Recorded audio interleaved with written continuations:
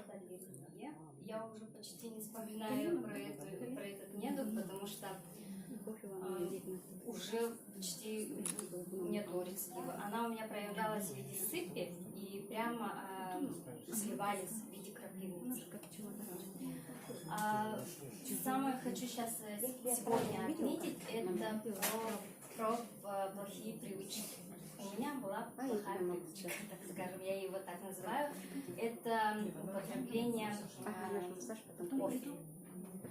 Каждое утро обязательно кофе, днем кофе, вечером кофе. Я когда вот студентка же, да, сессию проходила, ночью занимаюсь, и опять кофе пью, и покупаю еще энергетики, что часто сейчас, да, употребляют молодые люди особенности.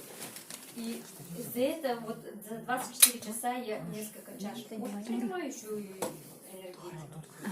После этого у меня изжога начинается, проблемы с ЖКТ полностью, запоры. Ну, в общем, я сейчас избавилась от этого. Энергия намного больше, чем от этих энергетиков, да. Так что всем рекомендую.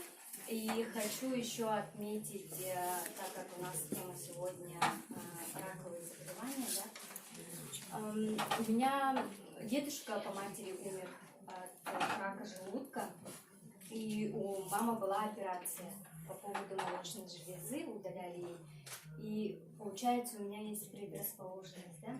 Поэтому призываю всех на профилактику этого заболевания страшного. Ой, молодец.